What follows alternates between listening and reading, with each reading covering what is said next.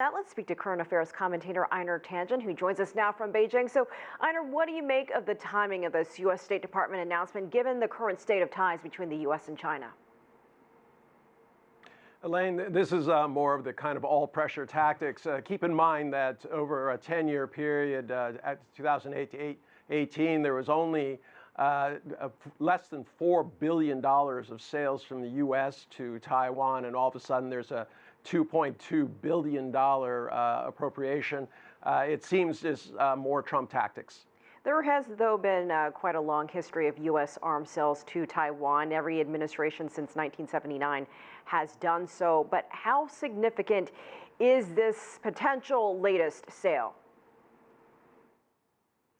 Well, it's crossing a lot of red lines. It's not just the sale itself. It's the fact that there are warships that are going up and down the Taiwan Straits. It's the fact that there's an active trade war and a continuous attacks and pressure on China. For China's part, they see this as kind of the Trump playbook, the art of the deal, Trump style. So I don't know that they're as concerned about it as they normally would. But unfortunately, this is the kind of way that you can sleepwalk into an armed confrontation.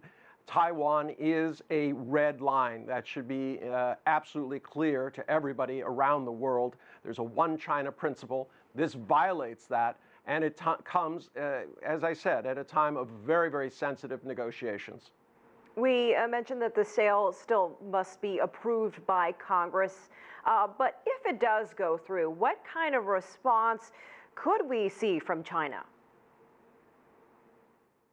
Well, it's probable that it'll go through the House. As you recall, just a month and a half ago, the House voted unanimously to stand behind Taiwan. It was a non-binding vote, but it was very clear where they stood. When you have 298 bipartisan votes voting that they are in fact going to stand behind Taiwan, that is a very clear consensus. In terms of what China can do, it's interesting. There are different levers at here. Donald Trump likes to mix security and trade. The question is, will China do the same? I doubt it. I think they would like to keep things compartmentalized. But China is in this dilemma. How do you get across to somebody who seems tone deaf that this is a red line, not something you want to play with? And that being said, we also know that the Taiwan region leader is planning a stopover in the United States, 2 cities. Certainly doesn't help the current situation. Want to get your take on the timing of all of this as well.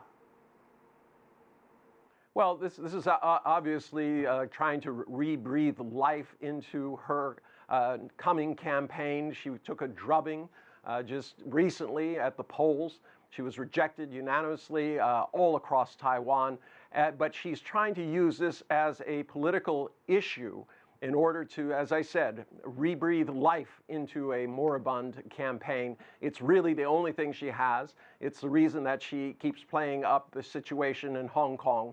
She wants to portray China as an aggressor and she as somebody who's just peace-loving, when in fact she is the one who is provoking China purely for her political ambitions. All right, Einar Tangen in Beijing, thank you so much. We always appreciate it.